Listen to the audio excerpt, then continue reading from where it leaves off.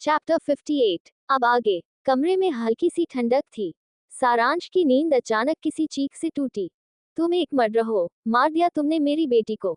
सामने एक महिला खड़ी थी, सफेद डॉक्टर कोट में। उसके चेहरे पर दर्द था, आंखों में आंसू और होठों पर नफरत की लकीरें। उसने अपना कांपता हुआ हाथ उठाया और सारांश के गाल पर एक जोरदार तमाचा जड़ दिया। तुमने मुझसे मेरी बच्ची को छीन लिया। उसकी आवाज किसी टूटे दिल की चीख जैसी थी। क्यों किया तुमने ऐसा, क्यों? सारांश उस सफेद लैब कोट में सिर झुकाए खड़ा था, आंखें जमीन पर टिकाए, जैसे जवाब देने की हिम्मत नहीं थी। उसके होठ हल्के से हिले, आवाज बमुश्किल निकली। मैंने कोशिश की थी, मैं उसे बचाना चाहता था। लेकिन उसकी बात पूरी होने से पहले वो महिला चिल्लाई। झूठ। अगर तुम सच में बचाना चाहते तो मेरी बेटी आज जिंदा होती। उसी पल रोशनी की चमक एकदम धुंधली पड़ी और सब कुछ अंधेरा हो गया। नहीं, मेरी गलती नहीं थी, मॉम। सारांश बड़बड़ाया, उसकी सांसें तेज थीं। अचानक उसकी आंख खुली, उसका सीना तेजी से उठ गिर रहा था। पसीने से भीगा माथा और दिल जो अब भी उसी पल में अटका था। वो हड़बड़ा कर उठ बैठा। कमरे में सन्नाटा पसरा था, बस घड़ी की टिक टिक गूंज रही थी। वो धीरे धीरे बिस्तर से उठा और बालकनी की ओर बढ़ गया। सामने उगते सूरज की हल्की किरणें आसमान को सुनहरी बना रही थीं। लेकिन उसके अंदर अभी भी अंधेरा था। हवा के झोंके ने उसके बालों को हिलाया। वो रेलिंग पर झुककर नीचे सड़क की तरफ देखने लगा, जहां लोग अपनी रोज की जिंदगी की ओर बढ़ रहे थे। और वो खुद किसी ऐसे अतीत में कैद था जहां से बाहर निकलना मुमकिन नहीं था। उसने खुद से कहा, क्या सच में मॉम मुझे माफ कर चुकी हैं?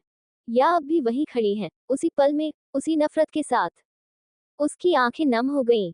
एक आंसू उसके गाल से फिसलता हुआ नीचे गिर गया। शायद उसी की तरह, जो अब भी खुद से गिरा हुआ महसूस कर रहा था। मुंबई शहर का ट्रैफिक जैसे किसी बेचैन धड़कन की तरह गूंज रहा था। मुंबई एयरपोर्ट से एक लंबी ब्लैक कार निकलती है। कार के अंदर बैठे थे मिस्टर मेहता, चेहरे पर झुर्रियां, लेकिन आंखों में अब भी वही सख्ती जो वक्त मिटा नहीं सका। उनके हाथ में फोन था, लेकिन मन किसी और जगह भटक रहा था। वो सिर्फ एक बात सोच रहे थे, अब तो कुछ ठीक होना चाहिए। कार जब मेहता मेंशन के बड़े गेट के सामने रुकी, तो बाहर दो गार्ड्स तुरंत खड़े हो गए। भारी गेट खुला और कार अंदर दाखिल हुई। घर के अंदर ड्राइंग रूम की साइड में एक लेडी सोफे पर बैठी थी। सफेद साड़ी, खुले बाल और सामने रखी फोटो फ्रेम जिसमें एक हंसती खिलखिलाती लड़की थी। फोटो पर ताजा फूल रखे थे। वो थी मिसेज मेहता। मिस्टर मेहता अंदर आए। उनके चेहरे पर थकान और उम्मीद दोनों का मिश्रण था। वो बोले, अब तो माफ कर दो सुमिधा। उनकी आवाज धीमी थी, लेकिन उसमें गुजारिश थी। मिसेज मेहता ने कोई जवाब नहीं दिया, बस फोटो को देखती रही। मिस्टर मेहता धीरे से आगे बढ़े। जो कुछ हुआ वो हमारी पीहू के साथ बहुत बुरा था, पर सारांश की गलती नहीं थी। उसने अपनी पूरी कोशिश की थी। सुमिधा का चेहरा सख्त हो गया। वो धीरे से बोली, कोशिश, वो कोशिश थी। मेरी बेटी उसकी निगरानी में थी। उसने मेरी बच्ची को मरने दिया। उनकी आवाज कांप रही थी, हर शब्द जैसे किसी पुराने जख्म को फिर से खोल रहा था। मिस्टर मेहता ने गहरी सांस ली। तुम भी डॉक्टर हो सुमिधा। तुम जानती हो, हर केस हमारे हाथ में नहीं होता। कभी कभी किस्मत तय करती है कि कौन बचेगा और कौन नहीं। वो पास आए। अगर तुम उस वक्त उसकी जगह होती, क्या तुम कुछ और कर सकती? सुमिधा का चेहरा एक पल के लिए कांप गया। उन्होंने सिर झुका लिया, पर अगले ही पल वो फिर गुस्से से बोली, फर्क ये है कि मैं अपनी गलती के साथ जी सकती हूँ, लेकिन उसने तो भाग जाना चुना। मिस्टर मेहता का दिल जैसे टूट गया। वो भागा नहीं सुमिधा, वो सजा काट रहा है खुद से। उन्होंने धीरे से कहा, तुम्हें पता भी है वो गुरुग्राम में कैसे रह रहा है?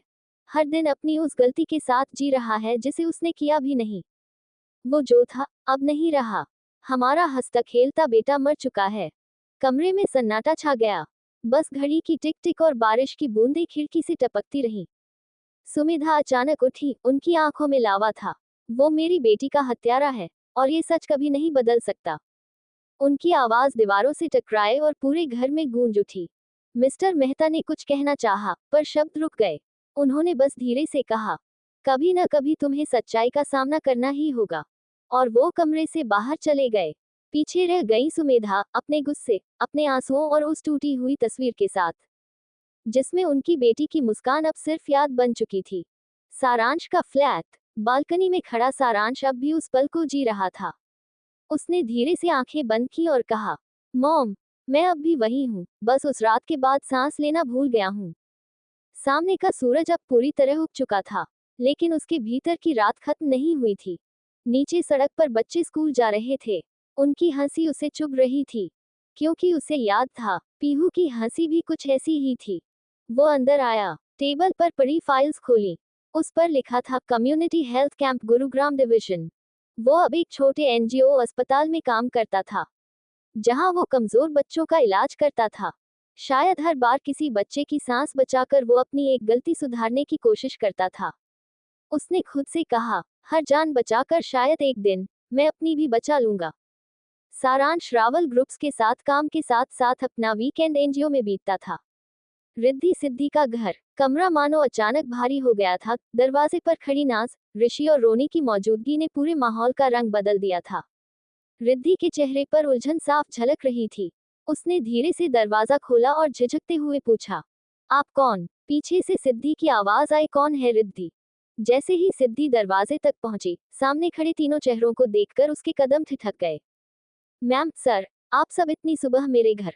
उसकी आवाज में घबराहट थी, पर उसमें एक अजीब सी आदत भी, जैसे उसे उम्मीद थी कि एक दिन ये सामना जरूर होगा।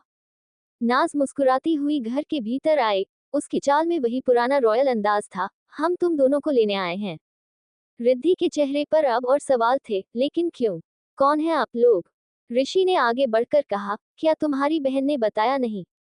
उसका एक बॉयफ्रेंड है, और हम उसी बॉयफ्रेंड की फैमिली हैं। रिद्धि का चेहरा एक पल को फीका पड़ गया। उसने अपनी बहन की ओर मुड़कर देखा, दी, क्या ये सच है? सिद्धि की आंखें झुक गईं। उसने एक हल्की सांस ली और धीरे से कहा, मैम, सर, हम यहीं ठीक हैं। हमें कहीं जाने की जरूरत नहीं। लेकिन नाज किसी को मना करने की हालत में नहीं थी। वह आगे बढ़ी, सिद्धि के कंधे पर हाथ रखते हुए बोली, सिद्धि, आज नहीं तो कल शादी तो तुम्हें सास से करनी ही है। इसलिए मैंने और रोनी ने फैसला लिया है, अब और देर नहीं। शादी की तैयारियां शुरू होंगी और तुम दोनों अब रावल मेंशन में रहोगे। सिद्धि के अंदर कुछ टूटने जैसी आवाज आई, लेकिन इससे पहले कि वह कुछ कहती, रोनी ने अपनी सख्त आवाज में कहा, क्या तुम लोगों का इरादा है हमें यहीं खड़ा रखोगी? रिद्धि झेप गई। उसने जल्दी से उन्हें अंदर बुलाया, जी प्लीज बैठिए। वह किचन की ओर गई, पानी के गिलास तैयार करने। किचन की पीली रोशनी में उसका हाथ कांप रहा था जब उसने ट्रे उठाई। उसके पीछे से सिद्धि आई, धीरे से उसकी कमर पर हाथ रखकर बोली, रिद्धि, इतना परेशान मत हो, सब ठीक है। रिद्धि ने अपने चश्मे को सीधा किया, फिर धीरे से फुसफुसाई, दी, ये सब क्या है? आप उस ऊपर वाले कमरे में बैठे आदमी के लिए तो ये सब नहीं कर रही। सिद्धि का चेहरा एक पल को सख्त हुआ, फिर उसने संयमित लहजे में कहा, वो हमारे अंकल हैं, रिद्धि, थोड़ा रिस्पेक्ट दो। लेकिन रिद्धि ने उसके चेहरे पर नजरें गड़ा दी, उसने धीमी आवाज में कहा, वो आदमी मुझे अच्छा नहीं लगता। उसकी आंखों में कुछ अजीब है। मैं उससे डरती हूँ। सिद्धि ने एक पल के लिए कुछ नहीं कहा, बस ट्रे पर रखे गिलास को कसकर पकड़ा। उसकी उंगलियों की पकड़ में वह डर, वह गुस्सा और वह रहस्य सब छिपा था जिसे वह वर्षों से अपने सीने में दबाए हुए थी। बाहर ड्राइंग रूम में नाज और रोनी अगली बातों की योजना बना रहे थे, पर उस छोटे से किचन में दो बहनों के बीच सच और झूठ की एक और दीवार खड़ी हो रही थी। एक ऐसी दीवार जिसके उस पार शायद कोई पुराना बदला अभी जिंदा था। चैप्टर 59। अब आगे। शाम के ढलते सूरज की किरणें फोटो स्टूडियो के शीशों पर सुनहरा रंग बिखेर रही थीं। दीवारों पर लगी पुरानी तस्वीरें, किसी की मुस्कान, किसी की आंखों में छिपी कहानियां, किसी के सपनों का अक्स, सब जैसे एक एक पल की गवाही दे रही थी। देव अपने कैमरे को एडजस्ट कर रहे थे। कैमरे के पीछे खड़ा आदमी जब किसी की आत्मा को देखना जानता हो, तो तस्वीरें भी बोलने लगती हैं। लेकिन तभी पीछे से किसी ने आकर धीरे से उनकी कमर में बाहें डाल ली। एक हल्की सी खुशबू चंदन और लवेंडर की उनके चारों ओर फैल गई। देव मुस्कुरा उठे, ओह, तो हमारी आज की मॉडल शूट से पहले ही आ गई। उन्होंने बिना मुड़े कहा। पीछे से हंसी की हल्की सी आवाज आई, डैड, आज शूट नहीं, बात करने आए हूँ। देव ने कैमरा नीचे रखा और पलटकर देखा, सामने उनकी प्यारी बेटी देविका सफेद सूट में खड़ी थी। चेहरे पर मासूमियत और आंखों में कोई गंभीर बात छिपी थी। क्या बात है मेरी राजकुमारी, आज इतनी गंभीर लग रही हो? उन्होंने उसके कंधे पर हाथ रखते हुए पूछा। देविका ने हल्के से उनकी बांह थामी। डैड, मुझे आपसे वेद के बारे में बात करनी है। देव ने एक पल के लिए ठिठक कर उसे देखा। वेद? देविका ने सिर झुकाया। हाँ, वो। आप जानते हैं ना, मैं उसे अब भी भूल नहीं पाई। वो मुझसे बिना वजह अलग हो गया था, लेकिन अब उसने सब सच बताया है। देव ने उसके चेहरे को गौर से देखा। उनकी आंखों में वही चिंता तैर गई जो हर पिता की होती है जब बात बेटी के दिल की होती है। सच? कैसा सच, बेटा? वो, उसके डैड ने दबाव डाला था। और उसने मेरे लिए कुछ नहीं कहा, बस चला गया। देव ने धीमे से गहरी सांस ली। तो अब क्या चाहती हो? देविका की आवाज में दृढ़ता थी। मैं चाहती हूँ कि आप उसके डैड से बात करें। अगर आप उनसे बात करेंगे तो शायद वो मान जाएं। आप जानते हैं, वो आपको बहुत रिस्पेक्ट करते हैं। देव ने कुछ पल सोचा, फिर मुस्कुराए। कहो तो अभी फोन लगाऊं?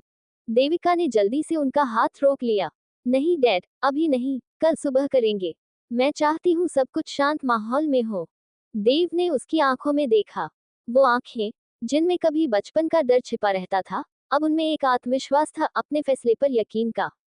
ठीक है मेरी बेटी, उन्होंने कहा, कल सुबह हम दोनों वशिष्ठ मेंशन जाएंगे। देविका मुस्कुराई, लेकिन उस मुस्कान में एक हल्का कंपन था। शायद उसे खुद नहीं पता था कि अगली सुबह उसकी जिंदगी किस दिशा में जाएगी। वशिष्ठ मेंशन। अन्वी कॉफी लेकर विराज की स्टडी में गई। वो फाइलों में डूबा बैठा था। डैड, मुझे कुछ पूछना था, उसने धीमे से कहा। विराज ने सर उठाया। कहो। शुभ, वो मिष्ठी मासी से इतनी नफरत क्यों करता है?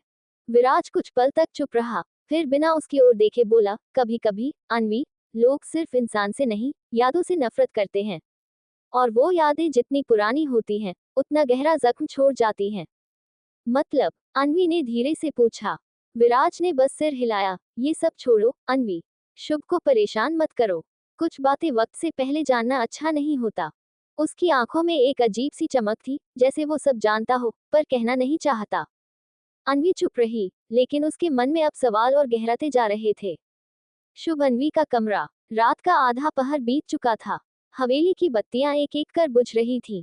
बस अन्वी के कमरे की खिड़की से हल्की पीली रोशनी बाहर झांक रही थी। दरवाजा खोलते ही उसे कमरे में पसरी हुई हल्की सी बिखरावट दिखी। बिस्तर के एक कोने पर शुभ फैला पड़ा था, जैसे पूरे दिन की थकान उसके जिस्म से बहकर कमरे की हवा में समा गई हो। उसकी जैकेट कुर्सी की पीठ से फिसलकर फर्श पर आ गिरी थी, और एक तरफ उसका हाथ आधा बिस्तर से बाहर लटक रहा था। अन्वी ने धीमे से कदम बढ़ाए, कहीं उसकी नींद न टूट जाए। वो झुककर शुभ का हाथ समेटकर सही दिशा में रखती है, फिर उसकी जैकेट उठाकर करीने से कुर्सी पर टांग देती है। उसके चेहरे पर नींद की शांति थी, लेकिन उस शांति के पीछे की थकान सिर्फ अन्वी देख सकती थी। वो हल्की सी मुस्कुराई, जैसे मन ही मन कह रही हो, कभी तो खुद का भी ख्याल रख लिया करो, शुभ। थोड़ी देर वो वहीं खड़ी रही, शुभ के चेहरे को देखती रही, वो चेहरा जो दिन भर तकरार में सख्त लगता था, पर नींद में किसी बच्चे की तरह मासूम दिखता था। फिर वो चुपचाप अपने कपड़े बदलने चली गई। वो जब वापस आई तो नजारा वही था, शुभ फिर से पूरे बिस्तर पर फैला पड़ा था, हाथ इधर पैर उधर, जैसे दुनिया की कोई परवाह न हो। अन्वी के होठों से हल्की सी हंसी फिसल पड़ी। अब मैं कहाँ लेटूं? उसने धीरे से कहा, पर जवाब में बस उसकी हल्की सी सांसें थीं। वो उसके पास आई, धीरे से उसके हाथ को एक तरफ सरकाया, सिरहाने की ओर तकिया सीधा किया और खुद उसके बगल में लेट गई। कमरे में अब सिर्फ दीवार घड़ी की टिक टिक और दोनों की सांसों की लय थी। अन्वी ने करवट बदली, और उसकी नजर शुभ के चेहरे पर ठहर गई। उसकी पलकों की हर हरकत में जैसे कोई अनकहा भाव था, थकान भी, अपनापन भी, गुस्सा भी, और छिपा हुआ प्यार भी। वो बस उसे देखती रही। पता ही नहीं चला कब उसकी आंखें बोझिल हुईं, कब उसका सिर तकिए पर धुलक गया, और कब वो शुभ के कंधे से लगकर नींद की आगोश में खो गई। बाहर चांदनी खिड़की के शीशे से भीतर उतर आई थी, उसके बालों पर, शुभ के माथे पर, और उन दोनों के बीच की उस दूरी पर जो धीरे धीरे मिटती जा रही थी। उस रात हवेली के किसी कोने में कोई झगड़ा नहीं था, कोई सवाल नहीं था। बस दो थके हुए दिल थे, जो बिना कुछ कहे, एक दूसरे के पास होने में सुकून पा रहे थे। चैप्टर 60। अब आगे। सुबह की धूप चौधरी हवेली के पुराने पत्थरों पर बिखरी हुई थी।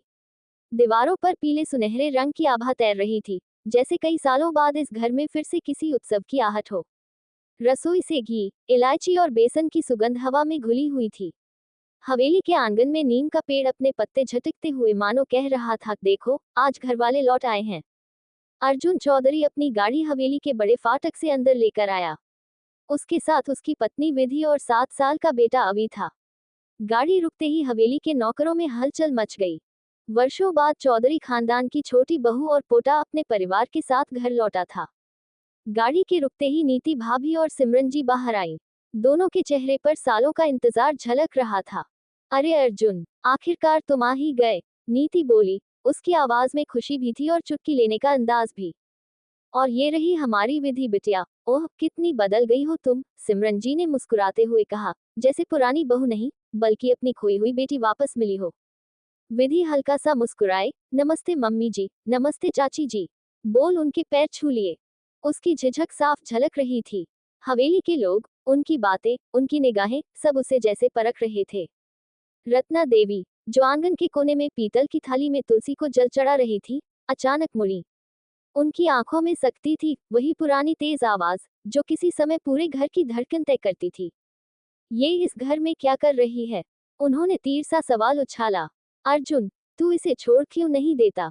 इतने साल हो गए, अब तो समझ ले कि जो औरत घर छोड़ के जाती है, वो अपनी इज्जत भी वहीं छोड़ जाती है। सारा घर जैसे थम गया। नीति की मुस्कान गायब हो गई। सिमरन जी ने एक लंबी सांस ली। अर्जुन के भीतर जैसे कोई पुराना ज्वालामुखी फूट पड़ा। उसने अपनी मुट्ठी भींच ली। उसकी आंखों में दृढ़ता की लौ थी। बुआ जी, उसने शांत लेकिन ठोस आवाज में कहा, वो मुझे छोड़कर गई है, इसका मतलब यह नहीं कि हम डाइवोर्स ले लें। विधि अपने सपने पूरे करने गई थी। बहुत जल्द वो फिर हमारे साथ इस घर में रहेगी, पहले से भी मजबूत बनकर। रत्ना देवी ने तीखे स्वर में कहा, सपने? औरत के सपनों से घर नहीं चलते अर्जुन। अर्जुन हल्की मुस्कान के साथ बोला, घर सपनों से ही तो बनता है, बुआ जी। थोड़ा सब्र कीजिए, फिर यही विधि आपको आकर बहुत अच्छे से नियम और कानून सिखाएगी। विधि ने चुपचाप सब सुना। उसकी आंखों में नमी थी, लेकिन होठों पर एक हल्की, आत्मविश्वासी मुस्कान। नीति बोली, हाय हाय अर्जुन, फिर तो हमारी विधि एडवोकेट बन जाएगी। फिर तुमसे कोर्ट में कैसे लड़ेगी विधि? सभी के चेहरों पर हंसी की हल्की लहर दौड़ गई। माहौल थोड़ा हल्का हुआ। सिमरन जी ने सबको ब्रेकफास्ट टेबल पर बुलाया। चलो, सब नाश्ते पर चलो। आज तो हमारे अवी की पसंद का सब कुछ बना है, मूंग दाल के पराठे, आलू की सब्जी, और विधि के लिए दही जलेबी। रसोई से नौकरानी की आवाज आई, मालकिन, लड्डू भी तैयार हैं। विधि मुस्कुराए, मम्मी जी, आपको अब भी याद है कि मुझे लड्डू कितने पसंद हैं? सिमरन बोली, बेटा, माँ को अपने बच्चों की पसंद कैसे भूल सकती है? अभी टेबल पर बैठा, चम्मच से प्लेट ठकाने लगा। दादी, मुझे जलेबी चाहिए। नीति ने तुरंत एक जलेबी उठाकर उसकी प्लेट में रख दी। लो हमारे छोटे वकील साहब, ये तुम्हारी मिठाई। सभी हंस पड़े। हवेली में सालों बाद ऐसी हंसी गूंजी थी। पर रत्ना देवी का चेहरा अब भी कठोर था। उन्होंने अर्जुन को देखते हुए धीमे स्वर में कहा, बेटा, तू चाहे जितना समझा ले, पर घर की इज्जत वो होती है जो घर में रहती है। अर्जुन ने शांति से जवाब दिया, और घर की ताकत वो होती है, बुआ जी, जो सपनों को सच करने का हौसला रखे। विधि ने वही किया है। विधि ने अर्जुन की तरफ देखा।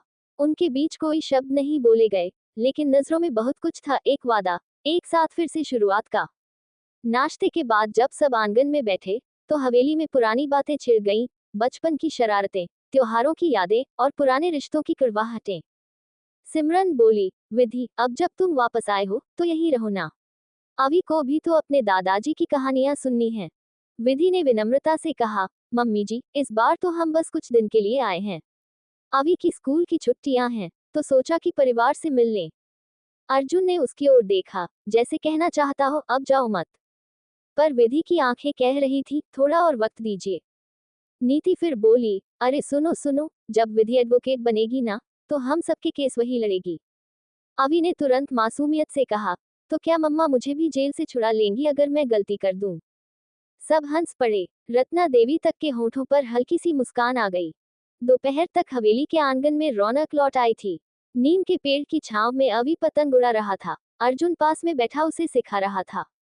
विधि दूर से देख रही थी, दोनों को देखकर उसके चेहरे पर संतोष का भाव था। सालों से उसने ये पल सपनों में देखा था, अपने पति और बेटे को यूं साथ खेलते हुए।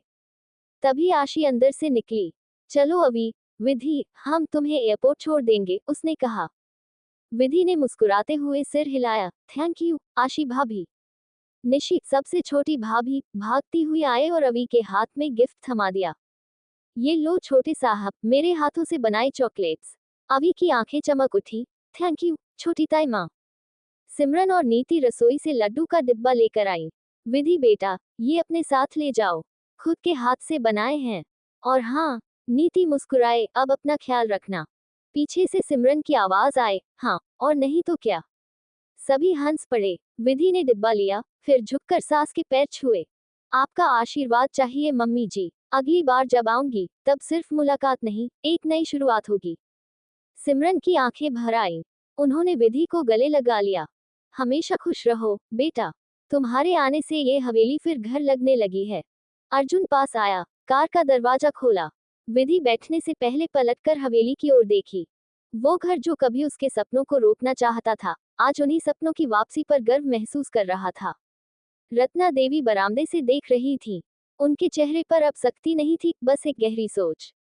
शायद उन्होंने भी पहली बार समझा था, औरत घर छोड़ती नहीं, घर बनाती है, चाहे दूर रहकर ही क्यों ना। लेकिन तुरंत ही उन्होंने अपनी सोच झटक दी। गाड़ी धीरे धीरे हवेली से निकल गई। नीति ने लंबी सांस ली। कितने सालों बाद इस घर में फिर से चूल्हे की महक, बच्चों की हंसी और रिश्तों की गर्माहट लौटी है। सिमरन बोली, हाँ नीति, शायद यही विधि का असली केस था, रिश्तों को वापस जीता लेना। रत्ना देवी ने दूर आसमान की ओर देखा, नीला, खुला, विशाल। कभी कभी, उन्होंने धीमे स्वर में कहा, सपनों के लिए थोड़ा झुकना भी घर की इज्जत होती है।